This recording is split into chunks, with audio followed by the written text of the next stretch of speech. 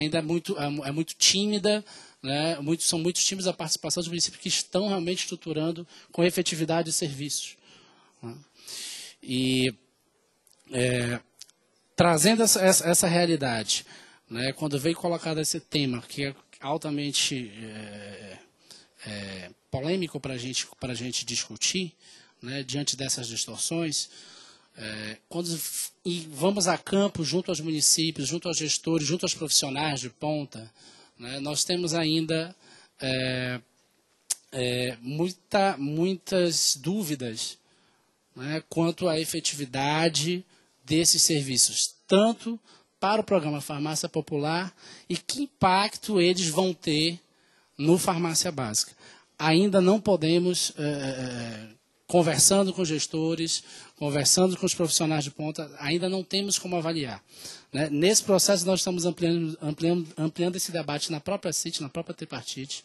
Né? Já solicitamos ao DAF, né, acesso a essas informações, essa discussão vem ampliando, né, que nós precisamos, gestores estão necessitando desses dados, para que a gente possa realmente ter um processo avaliativo, a gente precisa cruzar esses dados do programa com os dados, né, do município. Né, e é exatamente como o deputado colocou, é no município que realmente a venda, a dispensação, né, a troca, né, dessas informações realmente acontece. Então, a gente precisa ter acesso a essas informações para que a gente possa realmente fazer um processo avaliativo. Certo? E a gente tem discutido também outra reflexão que eu queria colocar aqui, e eu queria até fazer uma encomenda, acho que não só para o DAF, mas o professor Augusto, que já está fazendo alguns estudos. Né? Nós estamos discutindo estudos de custo-efetividade na perspectiva do governo, na perspectiva do gestor. Esses dados preliminares apontam realmente, né, que essas discussões precisam ser destrinchadas. Mas eu queria que também fosse colocado, e aqui eu queria, né, até de um posicionamento para o Conselho Nacional de Saúde, para a representação dos usuários, estudo de custo-atividade na perspectiva do usuário. Quando vamos a campo, a satisfação dos usuários com o programa, né, é considerável. Né? Então, é preciso entender, né, a perspectiva do usuário para acesso a medicamentos. Né? É preciso a gente colocar nos modelos de estudos, a partir de agora, né, essa perspectiva do usuário. Né? Inegavelmente, melhorar o custo de oportunidade tem que ser levado em conta. Né? Mas nós também temos que ter a reflexão de quanto custa também para o usuário, né, o benefício da saúde. É muito difícil mensurar. Então, a gente está falando em mensurar recursos para benefício do usuário. E, na perspectiva do governo, claro, as colocações já feitas precisam ser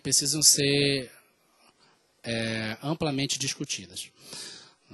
Agora, para os usuários, eu creio que essa discussão tem que ser aproximada. Eu acho que o formato que hoje o programa traz, a rede de farmácia de Minas apresentada, de ter a segurança, de ter a seguridade de processos de serviço com a necessidade de ter a receita, isso também traz um benefício para contribuir para o uso racional. Né? E a gente precisa realmente fortalecer esse processo, esse tipo de serviço. Tá certo? Muito obrigado, Elton. Antes de passar, nós vamos quebrar aqui um pouco a regra regimental. Eu pediria, porque estão inscritos aqui o deputado Osmar Terra e a deputada Rosane Ferreira. E nós temos o problema da ordem do dia, mas o nosso deputado Osmar Terra, que é o primeiro inscrito, aqui nós estamos tratando das drogas lícitas, ele tem uma reunião sobre as ilícitas, o combate às ilícitas. Então, eu gostaria de passar só pedindo para ser extremamente objetivo, para que a gente não deixe de ouvir o doutor Zé Miguel. Bom, eu queria cumprimentar, acho que pedir desculpas ao José Miguel, não poder ouvi-lo ainda, mas eu ainda volto, que é sobre um projeto de lei da minha autoria que está tendo a reunião, agora não tem como não estar lá. Então, peço desculpas antecipadas. Mas eu queria... quero dizer que eu gostei muito das análises feitas anteriores, com números, com dados bem consistentes, né, tanto pelo Augusto quanto pelo Carlos Alberto, e pelos nossos gestores, representantes dos gestores. Mas eu queria fazer dar uma informação aqui. Eu acompanho o SUS desde que ele nasceu. Eu fui o superintendente do INAMPS no Rio Grande do Sul, que implantou o SUS.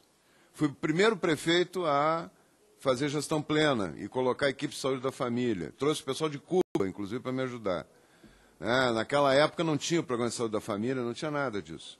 Botamos em todas as farmácias, na década de 90, em 95, todos os postos de saúde, eram 14 postos que tinha em Santa Rosa, no Rio Grande do Sul, na cidade, atendendo toda a população, né? Os 14 viraram farmácias básicas e tinham dispensação controlada, inclusive, com cartão, o código de barras. Naquela época não usava internet, usava todos os computadores, todo posto tinha computador, era ligado por cabo, né? E nós temos, então, eu vi esse processo acontecer e vi a vantagem que tinha oferecer medicamentos gratuitos nos postos de saúde, acompanhado pelo médico, com a receita do médico, com acompanhamento depois quantificado, quanto que cada pessoa recebia, impedindo que a pessoa recebesse de novo em outra farmácia, né, básica, porque era tudo controlado por computadores na época. Eu vi o que isso tinha de vantagem, como isso foi um avanço enorme, diminuiu o número, caiu 40% da internação hospitalar com atendimento na cidade, né, deu para medir tudo isso. E eu vejo assim com muita preocupação agora, a lógica do Sistema Único de Saúde está sendo invertida. Eu acho que essa história, deputado Pestana, não começou nem com o Duda Mendonça, começou com o Lula. O Lula, ouvindo os dirigentes sindicais de São Bernardo, que se queixavam do preço dos medicamentos nas farmácias, resolveu dizer, não, nós vamos baratear isso. Foi essa a conversa. Aí coube ao Duda Mendonça pensar o marketing disso. E aí foi uma pressão brutal em cima do ministro, na época, Humberto Costa, para fazer isso acontecer. Eu me lembro que o Humberto resistiu o que pôde, mas depois, visivelmente constrangido, foi numa assembleia do CONAD dizer que estava, então, viabilizando, e nos disse, na época, com todas as letras, constrangido, que ele não ia usar dinheiro do SUS para fazer isso, porque o SUS tem que dar a garantia da gratuidade, né? Então, o que mais me preocupa nessa história toda é isso. Nós estamos trabalhando com uma lógica que não é a lógica do Sistema Único de Saúde. Incorrendo numa questão, eu acho que o teu artigo está muito bem escrito, pessoal. Na época eu tive a oportunidade de me manifestar no CONAS sobre o teu artigo. É uma lógica, é inconstitucional. Ninguém fala nisso. Levaram para o Conselho Nacional de Saúde, eu quero ver a posição do Júnior agora, mas na época o Conselho Nacional de Saúde aprovou por unanimidade. Um negócio que é espantoso, né? A quebra da garantia da gratuidade. Porque isso quebra, minha gente. Pagar R$ 562 por um parto, abre o precedente para dizer o seguinte, não, tu paga mais um pouquinho aqui que nós estamos subsidiando. Se eu subsidio o remédio, por que eu não vou subsidiar? Então vai ter o parto popular, a cirurgia popular, a consulta popular. Acaba com o sistema de saúde. Isso é devastador para o sistema de saúde. Eu estive andando agora nas campanhas municipais, vendo a pressão brutal que tem para acabar com a gratuidade, né? Para criar consulta social, consulta comunitária, não sei o quê, e o povo sem atendimento é forçado a pagar. É forçado a pagar. Que seja um centavo, entendeu? Nem sei quantos centavos são. Mas é o precedente, é a lógica do sistema que está em risco. Eu acho que todas essas 9 questões, essa é a mais grave, porque isso é devastador. Isso é devastador. E essa lógica está acontecendo na prática. É crime, mas está acontecendo na prática em tudo que é lugar. Entendeu? E desmoralizando o sistema único. Por isso que a população está com horror do Sistema Único de Saúde. A população, qualquer pesquisa, 70%, acha que está muito ruim o sistema de saúde. Porque ela não tem mais direito ao atendimento gratuito. É isso. É isso que está acontecendo na prática. Né? Então, porque sempre vai prejudicar o gratuito em troca do pago. Entendeu? Nunca vai ter na farmácia o que é gratuito para ter ali depois o que tem que pagar um pouquinho. Entendeu?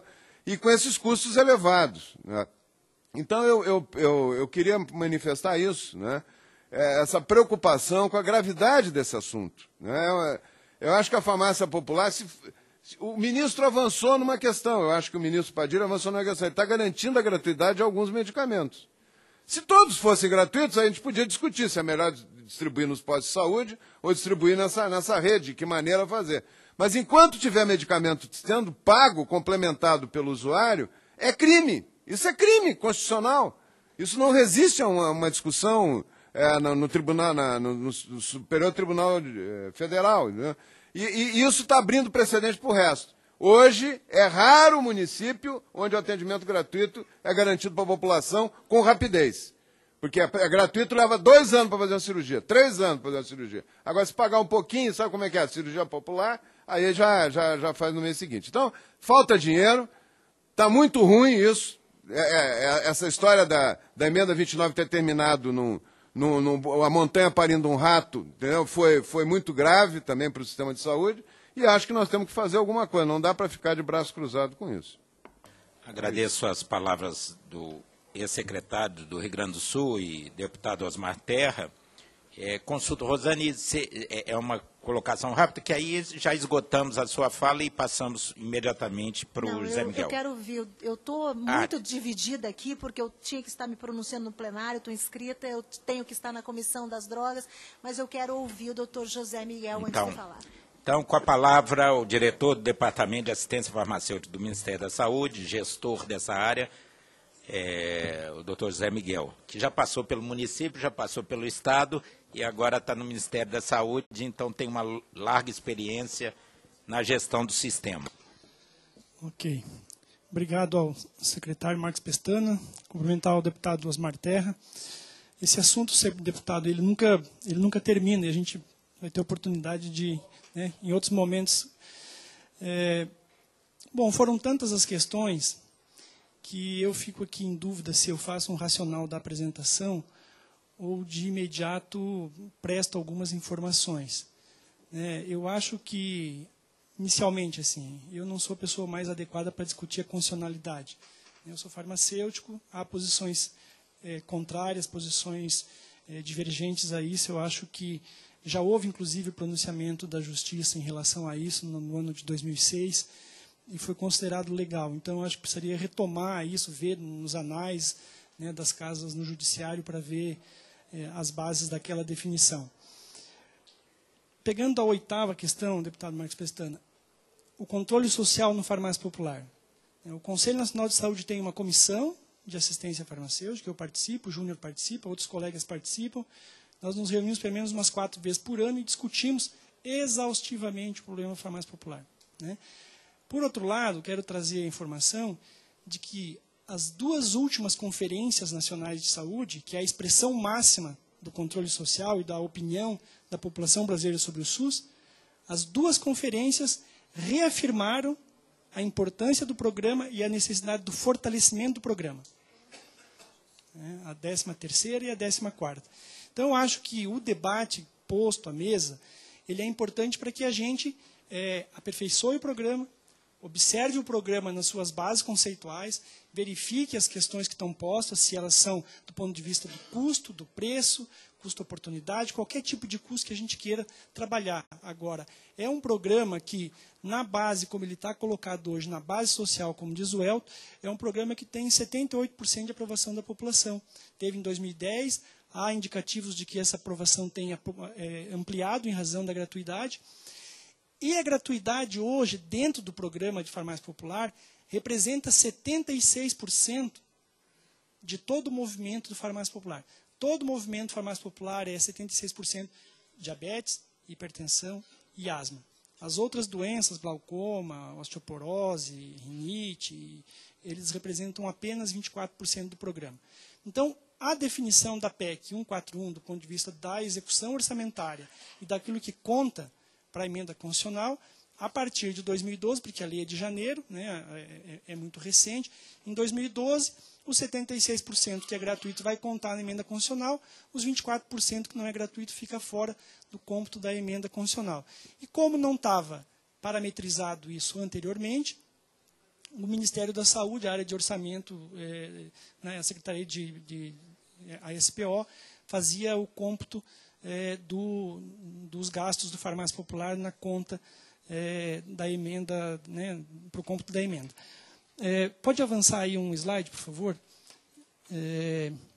Bom, esse gráfico ele é importante porque ele significa para nós que, em que pese o farmácia popular, desde 2002, 2003, o Ministério da Saúde não deixou de investir nas políticas públicas de acesso a medicamento. Nós saímos de 5,8% do orçamento da União em 2003, orçamento esse aprovado pelo Congresso Nacional em 2012, portanto, não teve ainda a possibilidade do governo Lula, no seu primeiro mandato, fazer a orientação orçamentária, e ele chega em 2013 com 13%. Isso, ali dentro está o farmácia popular, com os custos que ele tem, com os desempenhos orçamentários que ele tem, mas aqui tem dentro desse orçamento uma expansão na base de financiamento dos medicamentos do componente especializado de doenças de alto custo, que saiu de 516 milhões de reais para quase 5 bilhões de reais esse ano. O ano que vem vai ser 5,6 bilhões, onde a participação do Estado é de 13%, não é mais uma participação de 40% como era antes, onde não se expressa mais, em grande forma, a judicialização da saúde. Nesse orçamento, nesse percentual, está um crescimento de R$1 per capita habitante ano para a farmácia básica, e hoje é 5,10 centavos per capita habitante ano, acompanhado do incremento dos estados e municípios de 50 centavos para 1,86. Então, aqui, esse gráfico ele nada mais serve do que para dizer que, em que pese o programa Farmácia Popular com a controvérsia que ele traz em si, o governo federal não deixou de investir em imunobiológicos. Aliás, esse gráfico é muito importante por uma outra razão também que a gente precisa pensar. Ele é o gasto do governo federal com compra direta ou transferência fundo a fundo para o ambulatorial. Não está aqui a oncologia, todo o gasto em oncologia, que é um outro sistema de financiamento, e não está a oftalmologia. Oftalmologia, que se tudo der certo quinta-feira, a gente corrige a política de oftalmologia na tripartite, aprovando um outro componente da assistência farmacêutica, trazendo a oftalmologia para dentro da assistência farmacêutica, não mais procedimento como é hoje. E também não está aqui, que precisa ser feita uma avaliação, é que ao internar um indivíduo hoje que é coberto por uma IH, no custo daquela IH estão os medicamentos que o SUS financia também. O anestésico, o antibiótico, o anti-inflamatório, o analgésico e assim por diante. Então, o gasto federal com medicamento, hoje, no âmbito do SUS, eu não sei dizer o quanto é. Eu estou falando aqui de 13%, eu estou falando quase 10 bi. Só a oncologia é outros 2 bilhões e meio. Agora, quanto que é do orçamento da SAS para a IH, para as internações, que o SUS financia acesso a medicamento? Então, essa é uma pergunta que a gente já se fez, e o Departamento de Ciência e Tecnologia está trabalhando a questão de ver como que isso pode ser feito para identificar esses custos. Pode passar? Bom, o Farmácia Popular foi lançado em 2004, a rede própria, depois no Aqui Tem, chegamos a um conjunto aí de doenças, a gratuidade para hipertensão e diabetes em fevereiro do ano passado, agora em junho a gratuidade para asma, pode passar. Ele é um programa, em 2010, o programa que tem 73% de ótimo e bom e 13,8% de regular. Isso aí foi uma pesquisa feita pelo governo em 3 medições, em agosto, em outubro e depois em dezembro de 2010. E o Farmácia Popular ele inicia abaixo do SAMU, abaixo de Bolsa Família, e ele finaliza nesse ciclo de medição um percentual de 73% como o programa social mais bem avaliado pela população brasileira. Pode passar? Hoje, são 20 mil farmácias, pode passar, e são 3.368 municípios. É bom que se diga já, porque o TCU, ao fazer as análises em 2009, trouxe uma observação importante para a gente, a necessidade de interiorizar o programa Farmácia Popular, em razão das análises de concentração na faixa litorânea, de concentração nas capitais e tal. Nós identificamos que a distribuição, se você dizer assim, não existe farmácia popular, como é que se distribuem as farmácias no Brasil? Hoje, se distribuem na faixa litorânea e nas capitais. As farmácias credenciadas ao Farmácia Popular obedecem o mesmo padrão.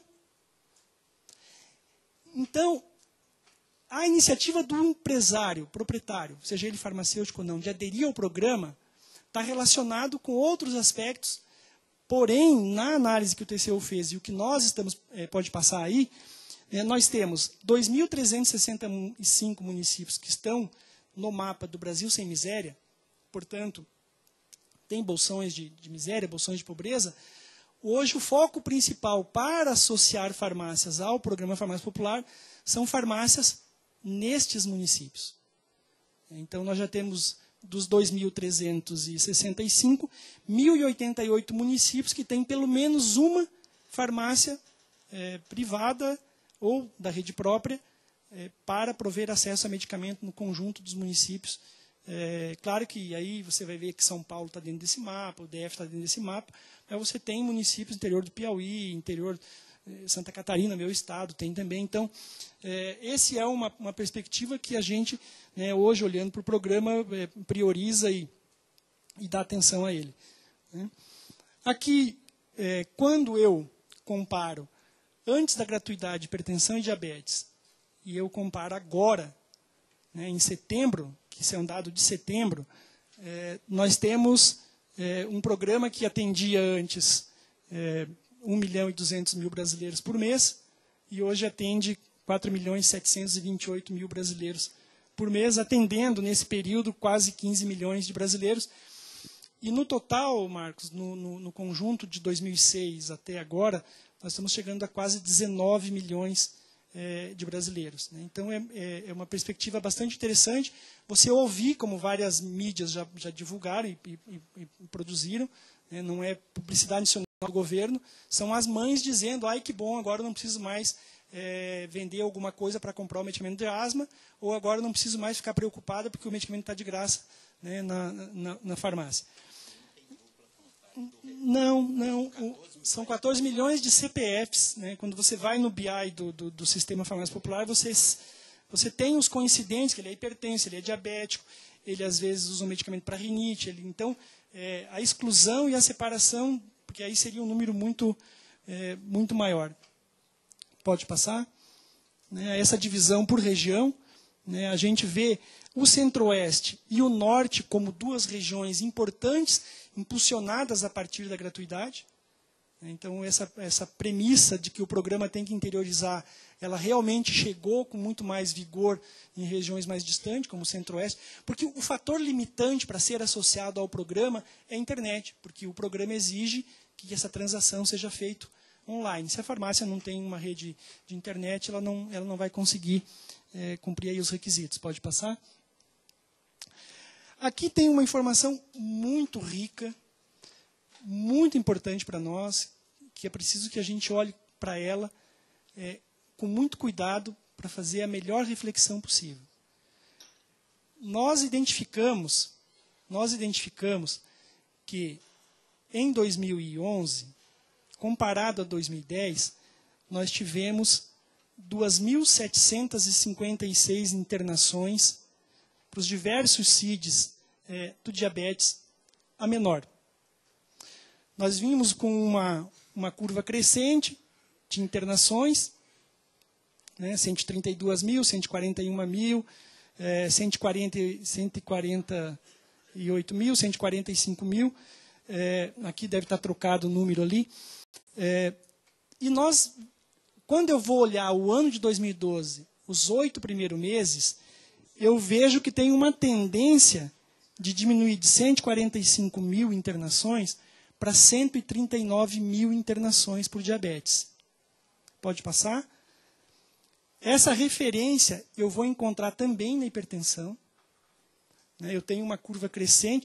Aí na hipertensão, se a gente for olhar só a hipertensão essencial, 102 mil internações, 103, 99, 92, mas no total ela é crescente.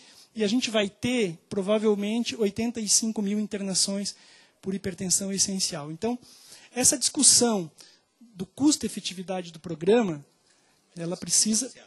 Não, eu estou dizendo que a gente tem que olhar para a informação que está posta.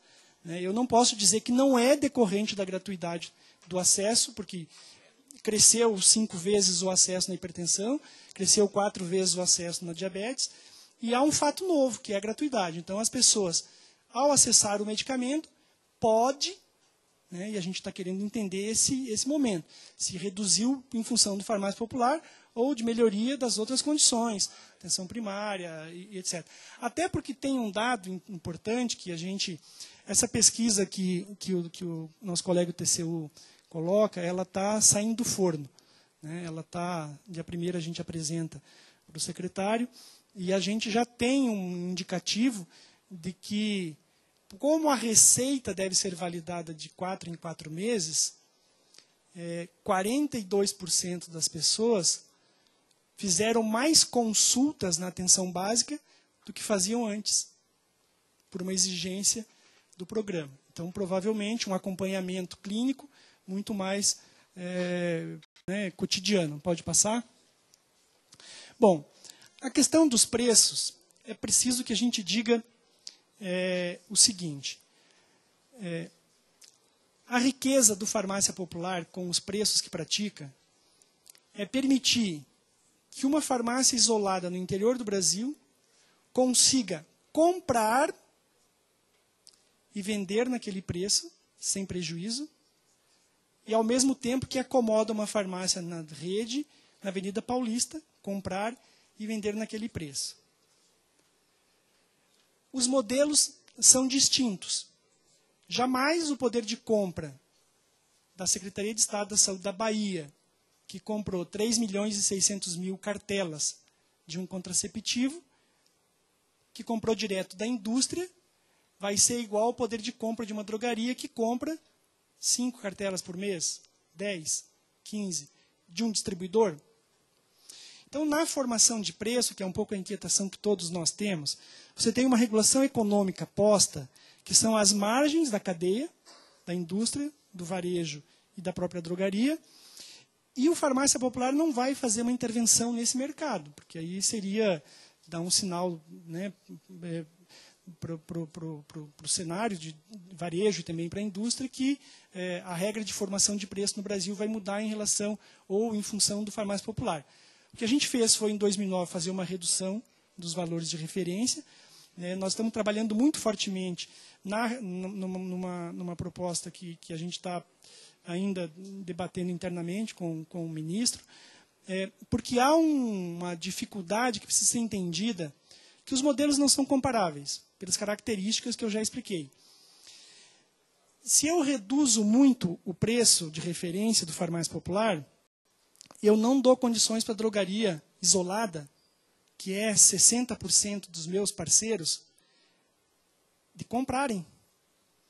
E ao eu não dar condição de comprar, ele não participa do programa e as pessoas não são assistidas. E o produto, ou aquele produto que ele não consegue comprar, desaparece, e aí a farmácia popular fica com o rol, na teoria, mas na prática o produto não está lá, não chega. Então, nós estamos trabalhando com cenários de risco.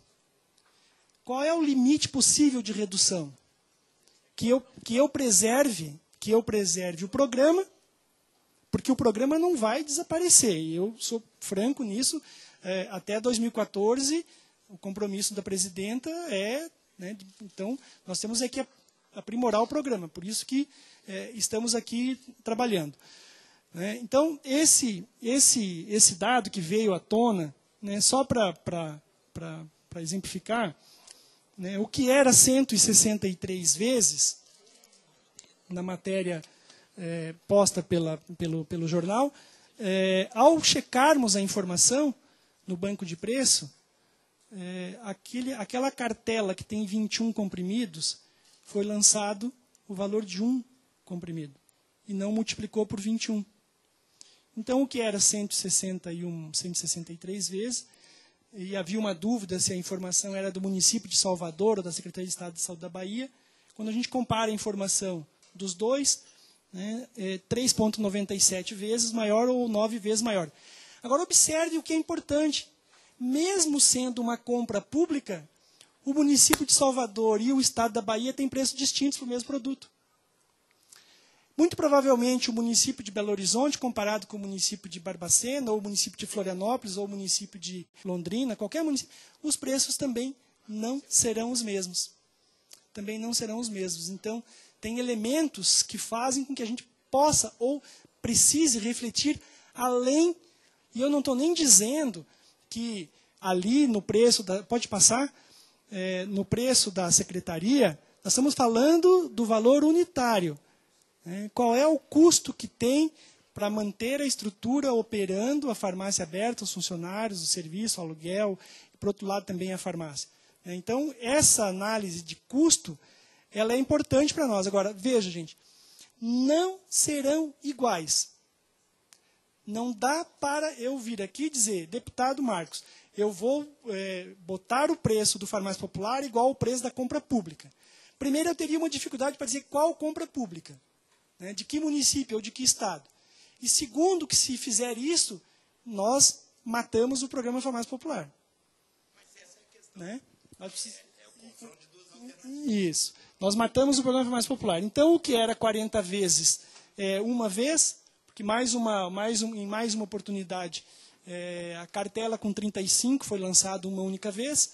Né? Pode passar, pode passar, o que era 124 vira 12. Nós temos valores de referência iguais ou menor ao valor de aquisição pelo banco de preço. Então, não há, né, uma ideia deliberada de que os preços do farmácia popular são preços caros ou que devam ser caros para o governo federal. Pode passar? Eu fui verificar essa afirmação de que o farmácia popular está desabastecendo ao SUS. As empresas, os laboratórios que participam ou que participavam das licitações públicas não estão mais participando das compras públicas. Trago aqui o exemplo do Consórcio Paraná, 2010, 2011, 2012. Vejam vocês, eu tenho vários laboratórios produtores, né? E o laboratório em questão, Prate Dona Dulce, ele ganhou uma licitação agora em 2012 com 70 milhões de comprimido de losartana. E esse laboratório, no Farmácia Popular, ele tinha 4% de participação dentro da losartana, ele passou para 12%.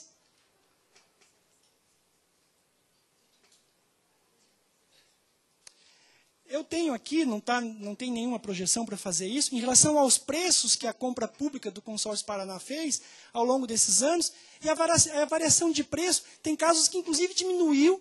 Se você pegar 2010, 2011, 2012, o preço de aquisição diminuiu, ou a variação foi superior a 10%, 10%, 12%, 13%, mas não mais do que 15%. Então, estou olhando um processo, Consórcio Paraná Saúde, que compra centralizada para todos os municípios do Paraná, com exceção de Curitiba, ou talvez um ou dois mais, né, Lori? Talvez um ou dois. Então, veja, pode passar. Aglebenclamida, eu tenho vários produtores, laboratórios também participando das licitações públicas do Consórcio Paraná, e a Aglebenclamida, que era aquele laboratório, veja, o Medquímica, que ganhou a última licitação, ele tinha 15% da Aglebenclamida no Farmácia Popular e agora tem 13%. Porque é diferente, a gente precisa entender que ele vende 70 milhões de comprimido para um único comprador. Agora, ele vai vender 70 milhões de comprimido dividido em caixinha de 20 para distribuir em 20 mil farmácias? Pode passar? O Metformina. Vários laboratórios produtores participando das licitações, ampliando a quantidade. E esse laboratório, mesmo assumindo 57 milhões de comprimidos de Metformina, ele tinha uma base muito baixa, quase 1,5%, nem 2% de farmácia popular, passou para 22,8% de participação no farmácia popular. Mas é um laboratório que não deixou de concorrer na compra pública. Pode passar? Uma outra, estou terminando, deputado. Uma outra informação importante. Na matéria em questão, havia uma informação de que o programa Farmácia Popular era um desestímulo aos genéricos. Então, vamos olhar isso. Hoje, quando eu pego o conjunto das patologias, a primeira linha lá é genérico. Hoje, 64% de todos os medicamentos vendidos no Farmácia Popular são genéricos. A grande concentração onde é marca é na asma, por conta da tecnologia da bombinha, que é uma tecnologia ainda não absorvida pela... E, aliás, não se tem genérico, né? É difícil a formatação, aí, a configuração genérica. Pode passar? E quando eu vou olhar só a gratuidade, hipertensão, asma e diabetes, 75% do farmácia popular é genérico. Então, eu posso afirmar que o farmácia popular é um forte indutor à política de genérico. Porque aqui tem a prescrição, e a prescrição é pela DCB, e não tem troca de receita. Não deve ter troca. Ah, eu não tenho esse, eu vendo o outro. Não. Aqui a legislação sanitária se faz forte em relação à política de genéricos. Pode passar? Bom, todas as questões que o nosso amigo do TCU abordou, de 2009, todas elas já foram implementadas dentro do sistema de gestão, né, o cruzamento do CPF do banco de óbitos com o banco de vivos, né, de CPFs válidos na Receita Federal, CRM do médico, todas essas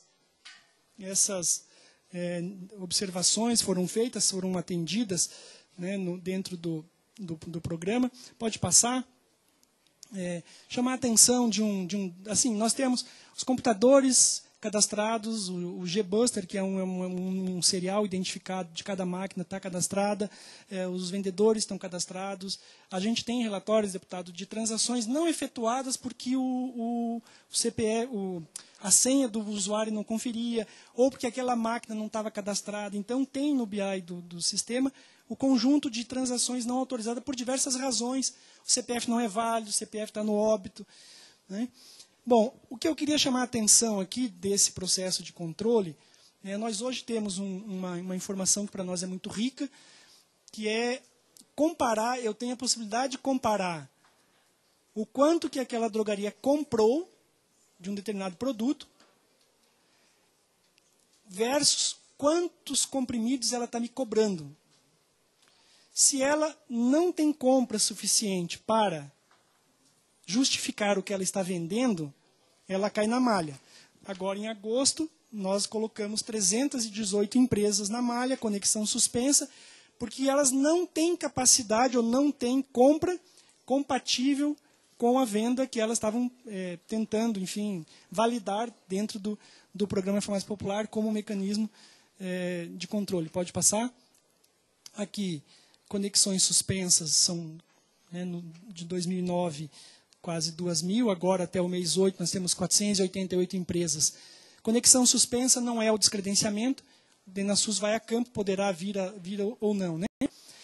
Aliás, um detalhe que eu acho que é importante a gente falar, no áudio, no vídeo aqui do Fantástico, o Ministério Público Federal lá de Franca, né, as ações que o Ministério Público fez foram decorrentes das ações do Ministério da Saúde, de identificar o estabelecimento, do DenaSUS fazer a auditoria, identificar o valor a ser devolvido e mandar ao Ministério Público para fazer ação civil, de responsabilidade criminal, civil, penal.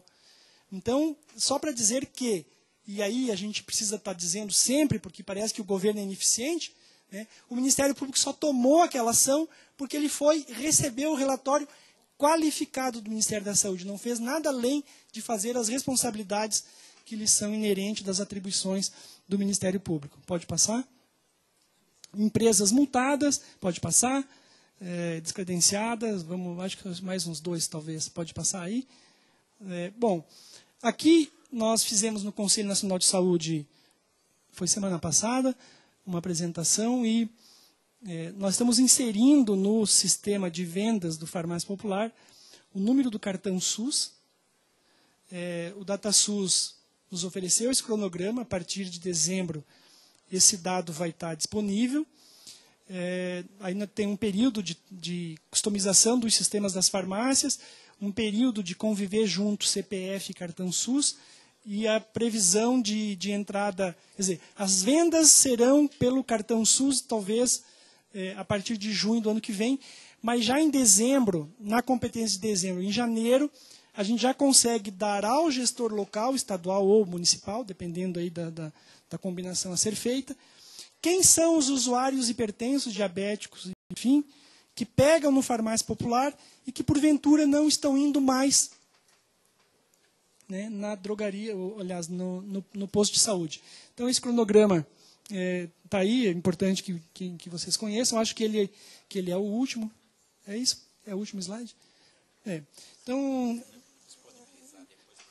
não, tá, sem problemas, deputado. Fica à disposição. E eram essas as questões no espaço de tempo que me foi possível. Agradeço muitíssimo a participação do Dr. José Miguel, diretor do Departamento de Assistência Farmacêutica do Ministério da Saúde. Nós temos duas, nós estamos entrando na área de risco, porque agora estamos entregues ao presidente da Câmara e aos colégios de líderes, que instalam daqui a pouco a ordem do dia. Temos duas deputadas, então eu vou passar para as duas deputadas e depois para o Francisco Júnior, do Conselho Nacional de Saúde. Deputada Rosane Ferreira. Eu quero falar bem rapidamente. Infelizmente, eu vou ter que usar o microfone e me ausentar, que eu estou ainda com aquela outra comissão, nesse momento, em trabalho. Eu ouvi com bastante atenção o senhor Augusto e eu tenho uma história também de Sistema Único de Saúde, mais de 25 anos de trabalho em Unidade Básica de Saúde, desde das AIS, SUD, SUS, mais ou menos como falou o doutor Osmar ali, mais do lado de trabalhador da saúde do que de gestor. E me preocupa muito a questão da supermedicalização. Há uns 12 anos atrás, mais ou menos, por uma iniciativa nossa, fizemos na cidade onde eu moro, região metropolitana de Curitiba, uma campanha de desmedicalização, deputado Marcos Pestana, onde a gente... Mas aquela campanha bem feita, onde você faz reuniões na comunidade, até outdoor na cidade, dizendo que remédio nem sempre é o remédio. Nós tínhamos um problema grave de consumo de recursos com medicamentos, não dávamos conta e começamos a discutir isso. E nós íamos em campo, depois das discussões, chegávamos na casa, batíamos palma e dizíamos, nós gostaríamos de ver a sua farmacinha. Aquela caixa de sapato que fica em cima da geladeira. E as pessoas traziam tudo, da cartela de anticoncepcional, com comprimidos salteados, esquecidos, né? a restos de antibióticos, tudo vinha. E quando a gente começou a fazer uma discussão do porquê se usava medicamento de uma forma tão errada, e isso, no seu estudo, também precisa, o desperdício.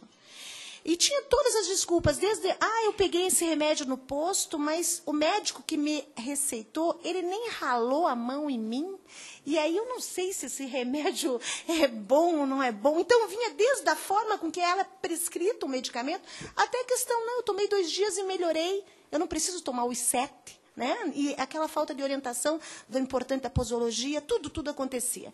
Então, eu acho que a gente precisa discutir isso também. A gente precisa, em algum momento, ter um trabalho de educação para o uso de medicamento. E falta isso o tempo todo. E nós fizemos um trabalho grandioso e aquilo teve um reflexo imenso na cidade que a gente pode quantificar por anos o que a gente colheu daquele trabalho. Eu ouvi também com bastante atenção do Dr. Carlos colocados problemas. E eu estou aqui, fiquei até aqui todo esse tempo com um único objetivo: discutir como não acontecer o denunciado no Fantástico, já constatado pelo Tribunal de Contas. Nós não estamos aqui para discutir o que é a importância da farmácia básica.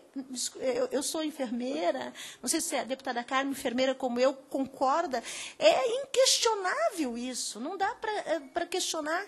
O acesso a medicamentos é importantíssimo. Essa questão, para mim, não se discute. O que nós temos que discutir é como não ter fraudes, é como não ter desperdício, é como evitar esse roubo colocado lá, bem no início da nossa conversa, pelo deputado, que estava ali no plenário. Então, nós temos que discutir estas questões, sabe? Como que os recursos do Sistema Único de Saúde, tão escassos, tão necessários, acabam saindo pelos ralos por falta de controle. E eu digo mais, doutor Carlos, esse controle, dentro de uma cidade, isso é difícil de ser feito. Assim, quando você tem 15 unidades básicas de saúde, 20 unidades básicas de saúde, isso não é fácil de ser feito. A questão do controle, de como sai, se está saindo para o usuário, se tem prescrição, quando você fecha um relatório de uma única farmácia dentro de uma única unidade de saúde. Imagine a nível nacional. Nós temos que ter um grande trabalho com relação a isso. O Tribunal de Contas da União tem que ser ouvido, e tem que ser um marco, os apontamentos, para que a gente conserte o sistema.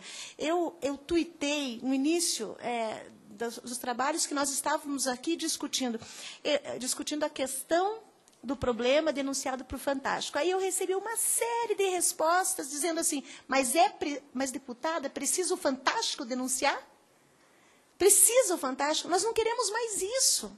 Nós não queremos que o Fantástico denuncie. Nós precisamos criar programas que consigam assegurar no seu bojo a avaliação deles, controle deles. A hora que você cria o programa, o projeto, ele tem que estar no seu bojo. Como é que você vai controlar? Desde a eficiência e eficácia até a questão dos desvios, essa coisa toda.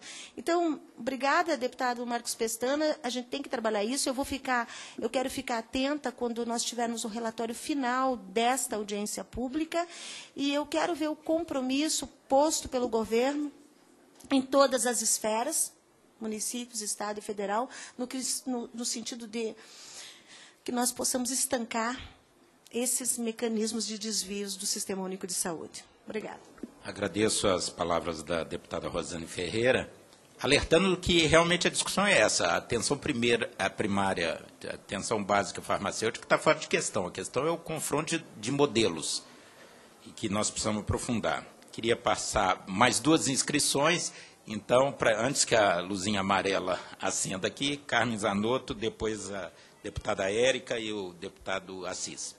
Primeiro, quero cumprimentar o deputado Marcos Pestana pela iniciativa, cumprimentar, na pessoa do Dr. Miguel, todos os expositores da tarde de hoje, e me justificar porque eu tive que ir para a Comissão de Finanças e Tributação e para a reunião de líderes. Então, eu vou ficar prejudicada nos meus questionamentos, mas o tema é importante que esta comissão discuta, porque ele chamou a atenção da população brasileira, e eu diria, deputada Rosane, que no SUS é assim, né? A gente faz 1,5 milhão de coisas boas, acontece uma desgraça, o SUS não presta, né? E como defensora do Sistema Único de Saúde, quando o doutor Pestana, como ex-gestor, trouxe essa pauta, é porque a gente precisa aperfeiçoar o sistema e punir aqueles que ainda tentam buscar nos serviços públicos uma forma de levar vantagem.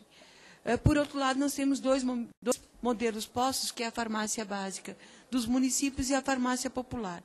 Eu não sei se ainda cabe espaço para a gente rediscutir aquilo que nós discutimos lá atrás, ainda quando o ministro, hoje, o senador Humberto Costa, que nós, secretários de Estado, junto com os secretários municipais, discutíamos que entendíamos que não deveria ter farmácia com cofinanciamento. A gente entendia, como defensores do SUS, pelo que está na Constituição, de que o SUS é um direito de todos, que a porta de entrada é única. E a gente já está aí agora há vários anos, a gente vê pelos relatórios, inclusive, né, o número de estabelecimentos. Então, eu não sei se cabe, doutor Pestana, e essa é a preocupação como defensora do Sistema Único e gestora, a gente buscar um novo modelo ou o fortalecimento da farmácia básica, que precisamos com certeza absoluta. Agora, precisamos admitir também que o conjunto de gestores passou a deixar de comprar o elenco dos medicamentos básicos que estão disponíveis na farmácia básica, e eu diria não por maldade, eu diria para comprar os demais medicamentos que são dispensados para a população usuária do Sistema Único de Saúde. Porque eu não acredito, e gostaria de pedir, né, aos nossos representantes do CONAS e do CONASEMES, se algum município está aplicando menos do que está acordado nos últimos acordos da CIT. Né, porque tem a contrapartida para a farmácia básica do Estado, a contrapartida dos municípios. Se tem algum Estado que não está dando a contrapartida e algum município que não esteja aplicando aquilo que é previamente acordado, quanto está o valor hoje per capita para a farmácia básica? Porque a gente sabe que, na nossa época, nós estávamos com em torno de R$5, né, per capita. 36. Manteve. porque a gente sabe que esses valores são insuficientes para a gente dar conta daquilo que foi tão bem colocado aqui, do acesso, da disponibilidade do medicamento, do fortalecimento da farmácia básica. Então, o repasse do Estado. Santa Catarina também, lá na nossa época, a gente acordou um valor superior ao que estava em função do elenco que a gente defendeu na CIB, né? Mas a gente sabe que alguns estados e municípios... Então, quando o gestor municipal e o estadual deixaram de adquirir aqueles itens, eu acredito que seja efetivamente para dar conta. Eu não acredito que gestor, defensor do SUS... né? Agora, a gente precisa fortalecer a farmácia básica, com toda certeza, e precisamos fortalecer os mecanismos de controle da farmácia popular. Eu não acredito, doutor Pestana, que a gente não vai ter mais a farmácia popular. Isso. Mas agora, quais seriam os mecanismos, doutor Miguel? Eu acabei não pegando, né, as falas e fico prejudicada nisso, inclusive no raciocínio, nos questionamentos, porque nós mesmos, assim, e eu digo isso como ex-gestora, quando a gente via, né, nós tínhamos lá no estoque medicamento que era consumido X comprimidos média mês, você fazia programação de licitação, ainda bem que hoje a gente tem o registro de preços, mas quando você comprava, de repente paravam de prescrever.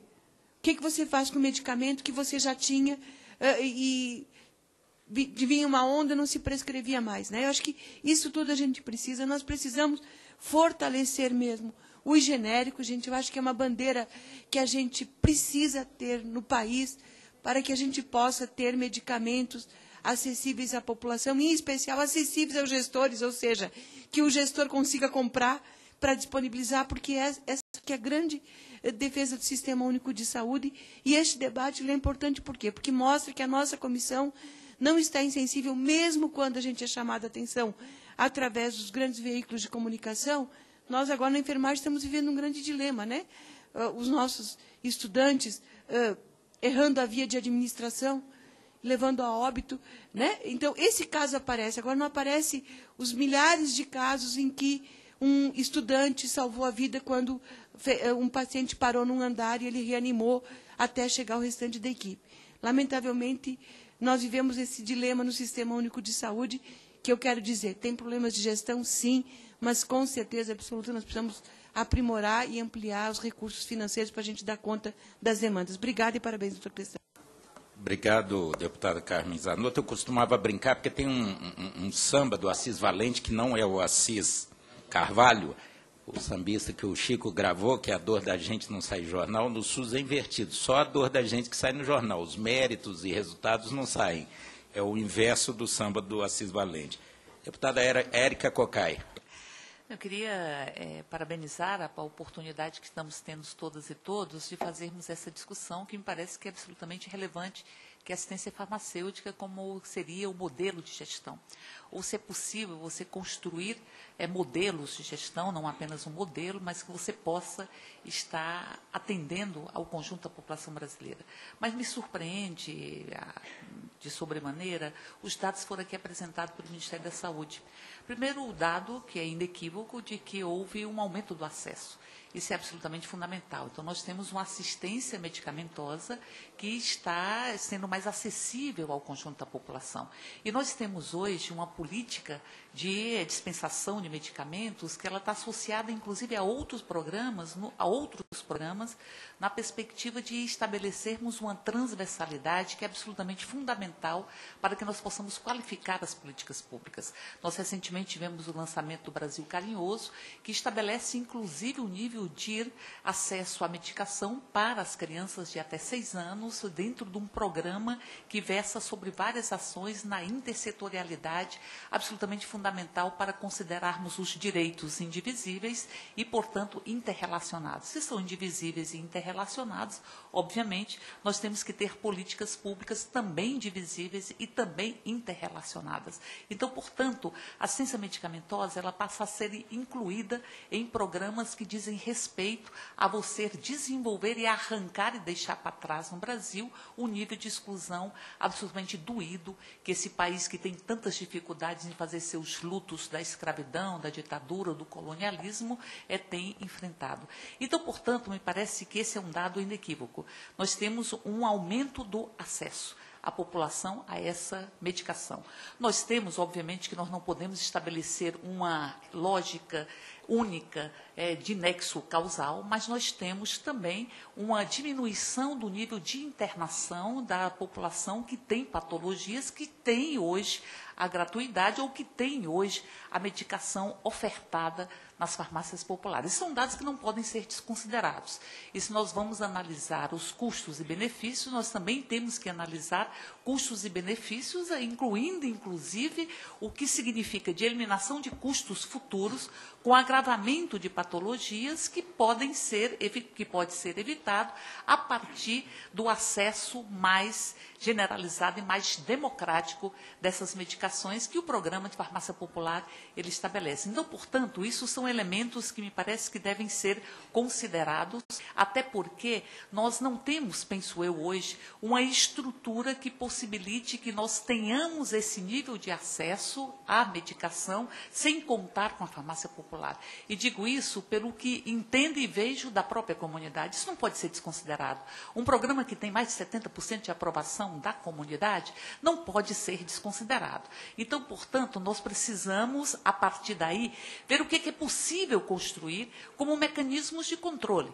Mecanismos de controle para que nós possamos evitar as fraudes, que me parece o TCU aponta vários indícios de fraude que precisam ser controlados. Que, diga-se de passagem, nós temos indícios de fraudes em vários outros programas ou em várias outras políticas do próprio SUS e, eminentemente e fundamentalmente, públicas também, que precisam ser controladas, e é preciso que nós possamos fazer uma discussão mais aprofundada sobre os mecanismos de controle.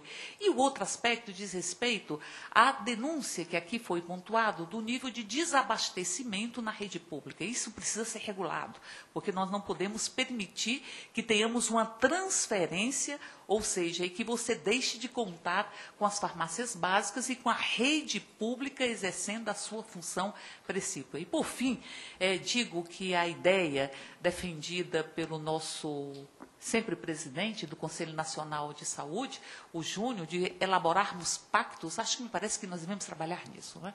Pactuar as 3 esferas, pactuar o município, pactuar o Estado, pactuar o governo federal, enfim, as 3 esferas discutirem de forma absolutamente democrática para que nós possamos estabelecer os pactos necessários para que tenhamos uma assistência à medicação, a resistência medicamentosa que seja absolutamente construída, tecida com as 3 esferas. Acho que a gente poderia sugerir que houvesse essa discussão e esse nível de democratização na elaboração da política para que nós pudéssemos ali estabelecer quais seriam as contrapartidas, como se daria essa assistência aos medicamentos município a município, porque aí nós vamos envolver um outro elemento que me parece absolutamente fundamental, que é a territorialização, que não pode ser escondida ou não pode ser ignorada. Então, portanto, eu diria, para fechar, é absolutamente fundamental que nós possamos controlar ou possamos evitar a crise de abastecimento que se dá na rede pública, que nós possamos ter um nível de controle para evitar as fraudes e que nós possamos estabelecer a construção de pactos municípios, estados e o governo federal na perspectiva de termos a melhor política. Mas, inegavelmente, o programa tem se mostrado exitoso, penso eu, no que é fundamental como iniciativa precípua da sua elaboração em Constituição. Ouvir agora o ex-secretário de Saúde do Piauí, nosso deputado Assis. Primeiro, é louvável, nobre deputado Marcos Pestana, a sua iniciativa. Eu acho que toda vez que a gente senta aqui para discutir os nossos problemas da saúde, do nosso sistema, sempre a gente aprende um pouco mais. Não vamos aqui fazer referência a cada fala, mas destacaria muito aqui a fala do professor Augusto Afonso, né, que tive a oportunidade de acompanhar atentamente, dentre outras, e dizer assim, as colocações que me antecederam é isso, a gente precisa de controle. Eu acho que todos nós temos a maior vontade do mundo de fazer o sistema que funcione bem. O deputado já estava colocando bem. No SUS só parece as fragilidades, né? A parte positiva, a gente não consegue vender positivamente.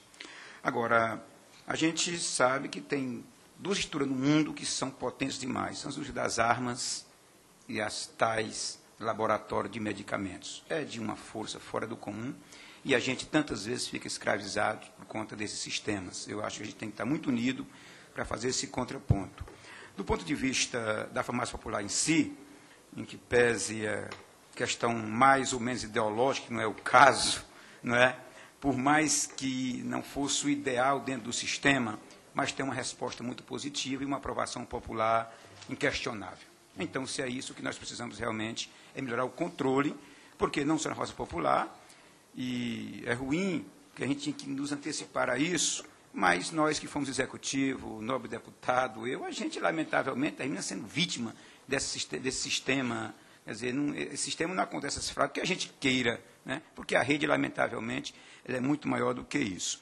Então, é mais para colocar que eu acho que a ideia é exatamente nessa linha, de que a gente possa descobrir saídas e que a gente possa ter mais controle. Por fim, a preocupação do abastecimento, do desabastecimento. Talvez não seja uma concepção governamental, nem de outro, nem do nosso, mas eu ainda sou um sonhador que é preciso ter aí uma estrutura reguladora pública para a gente não ficar totalmente dependente do sistema do laboratório privado, porque muitas vezes a gente fica muito escravizado. A gente não tem alternativa quando alguém lá no Piauí tem um tratamento de medicamento diferente de São Paulo ou de Minas Gerais. A gente compra ou compra, né? Não tem muita alternativa.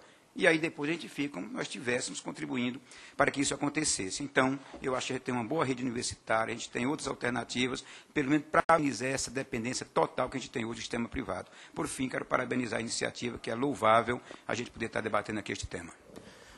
A partir de agora eu começo a transgredir o regimento interno da casa, mas vou oferecer alguns poucos minutos, infelizmente, porque piscou a luz amarelinha, a partir de agora nós tínhamos que encerrar, mas o Francisco Júnior, em nome do Conselho Nacional de Saúde, para finalizar nossas intervenções aqui. Obrigado, deputado. Quero parabenizar pela iniciativa do debate, parabenizar os expositores, demais parlamentares presentes, dizer que nós do Conselho, por entender esse debate como da mais alta relevância, estamos presentes aqui, tem mais dois conselheiros, Clóvis e o Jorge, estamos com a jornalista, com a assessora de parlamento, enfim. Deputado, eu acho que não dá para deixar de reconhecer aspectos positivos e relevantes da proposta de farmácia popular. É uma proposta, como a deputada Érica falou, que amplia o acesso, né? É uma proposta que aponta para uma melhor disciplina da dispensação do medicamento através de prescrição médica. É uma proposta que, com certeza, tem impacto no perfil socioepidemiológico, independente de outros elementos também, tem sua participação no impacto do perfil socioepidemiológico. Agora, veja bem, a gente tem que saber qual o custo disso. Acho que esse é o debate. O deputado falou muito bem. Que modelo nós queremos? Né? Aceitação popular. Para mim, é absolutamente natural. Um programa que atende a população sem nenhum custo adicional. Uma população altamente carente. Se tem a oportunidade de ter acesso a esse serviço, é natural que a população avalie da melhor forma possível. Não vai achar ruim de jeito nenhum. Eu, como farmacêutico, como coordenador da Comissão de Assistência Farmacêutica e como conselheiro de saúde, eu tenho muitas inquietações, são públicas, tenho muitas angústias e tenho frustrações. A proposta que está colocada na prática é totalmente diferente daquela que aprovamos no Conselho Nacional de Saúde, da qual o deputado fez referência. Aprovamos no Conselho uma coisa, foi colocada em prática outra. E nós temos profundas divergências de fundo. Aprovamos a farmácia popular na perspectiva não somente de ampliar o acesso, mas ampliar com qualidade. Aprovar o farmácia popular na perspectiva de se contrapor a uma lógica profundamente equivocada de medicamento mercadoria e farmácia estabelecimento comercial. Dito isto, a avaliação nossa, analisando os números, analisando os dados, é que mesmo levando em consideração que nenhuma política no governo teve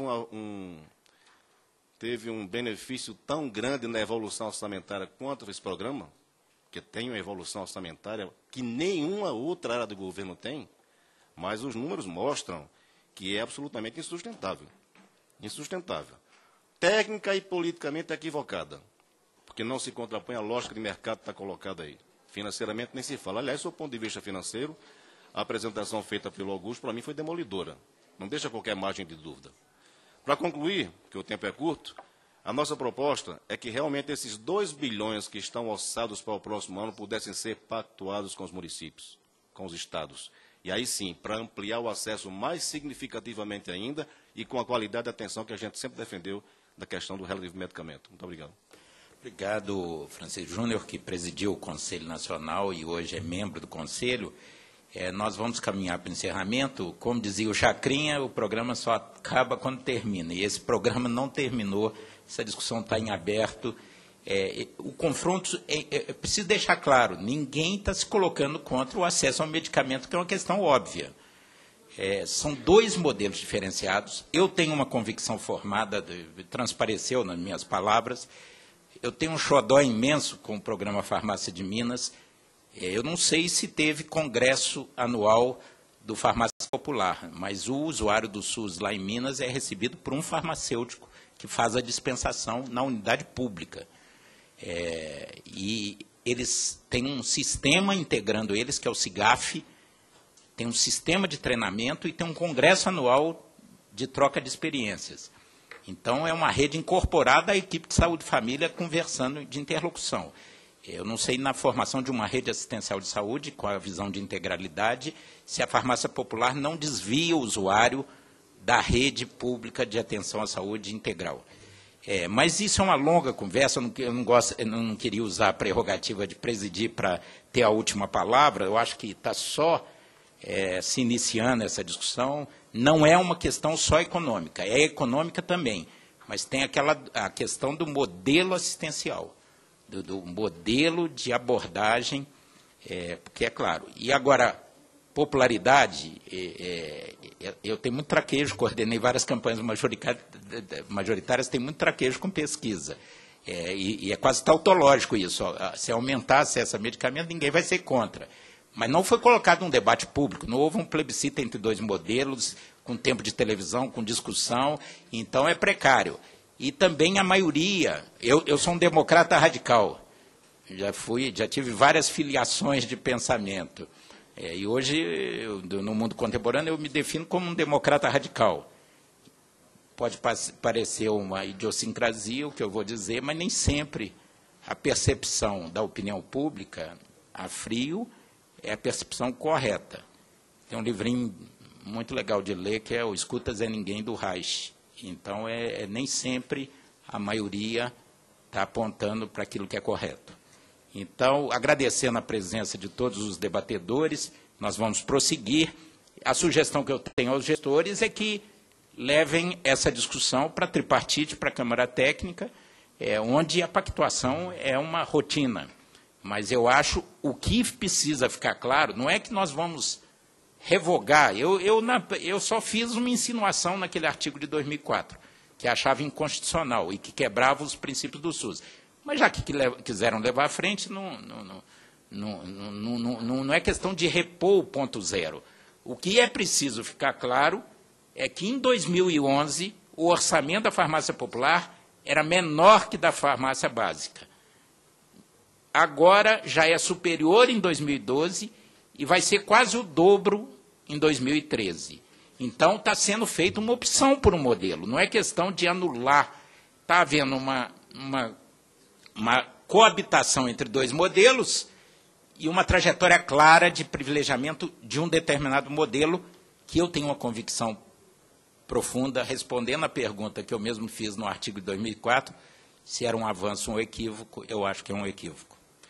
Então, agradecendo a participação, teremos muitas oportunidades de voltar a esse debate, e eu acho que está na mão dos gestores do Ministério, dos gestores estaduais e municipais e do controle social, aprofundar, levar à frente, com a participação da Comissão de Seguridade, que está aberta, inclusive a vice-presidente da Câmara, Rose de Freitas, Foi feito pelo presidente Mandetta um pedido de informação, já foi analisado, parecer, vai ser encaminhado ao Ministério para o detalhamento. E as exposições vão ficar à disposição aqui na comissão, é só procurar nossa secretaria, todos os expositores vão deixar aqui suas exposições. Muito obrigado, bom final de tarde.